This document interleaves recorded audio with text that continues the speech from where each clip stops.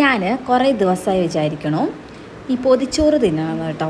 ഇപ്പോൾ പനിയൊക്കെ പിടിച്ചിരുന്നപ്പോൾ എൻ്റെ വായിക്കൊക്കെ എന്തൊക്കെയോ കഴിക്കാൻ തോന്നുക. ആരും ഉണ്ടാക്കി തരാല്ലാത്തതുകൊണ്ട് നമ്മൾ തന്നെ ഉണ്ടാക്കുന്നു. പിന്നെ വാഴയിലില്ല, അപ്പോൾ ഞാൻ പേപ്പർ വാഴയിലാട്ടോ ഉണ്ടാക്കണത്.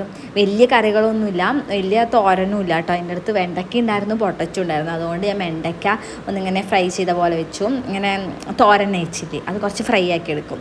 പിന്നെ പൊട്ടറ്റോ ഫ്രൈ കേട്ടോ. പൊട്ടറ്റോ എന്ന് പറയണത് ഞാൻ തൊലിയൊന്നും കളയാതെ ചെയ്യുമ്പോൾ നല്ല ടേസ്റ്റാണ് കേട്ടോ. പക്ഷെ നന്നായി കഴുകണം കേട്ടോ. പിന്നെ അതിൻ്റെ ഇടയിൽ നിൻ്റെ കൈ പൊള്ളിപ്പോയി, വിരൽ നല്ല പൊള്ളിപ്പോയി, നല്ല നീറുണ്ടായിരുന്നു അതിൻ്റെ. എന്നിട്ട് ഞാൻ ഉണ്ടാക്കി കേട്ടോ.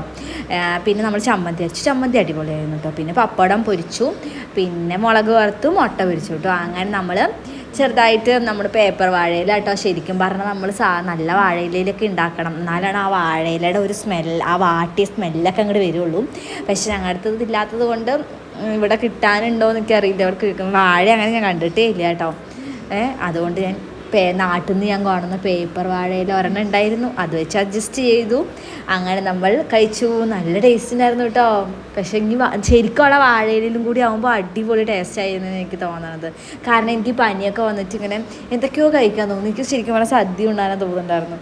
പക്ഷെ സദ്യ ഒന്നും വെക്കാനുള്ള ഒരു ഇത് എനിക്കിപ്പോൾ ഇല്ലാത്തത് കൊണ്ട് ഞാൻ പൊതിച്ചോറിൽ അഡ്ജസ്റ്റ് ചെയ്തു കേട്ടോ. ഞാൻ ഇതിനൊക്കെ നല്ല ഇഷ്ടപ്പെടും കേട്ടോ. ഇതൊക്കെ കഴിച്ച് കഴിഞ്ഞപ്പോഴാണ് ഓർത്തത്, ഞാൻ നാട്ടിൽ നിന്ന് കൊണ്ടുവന്ന കുറച്ച് ഉപ്പിലിട്ട് മാങ്ങിയിട്ടുണ്ടായിരുന്നു, അതും കൂടി വെച്ചിരുന്നെങ്കിൽ അടിപൊളിയായില്ലേ. എന്നാലും കുഴപ്പമില്ല, നന്നായിട്ടുണ്ടായിരുന്നു കേട്ടോ. അങ്ങനെ കഴിച്ചു. അപ്പോൾ ശരി, ടാറ്റാ, ബൈ ബൈ.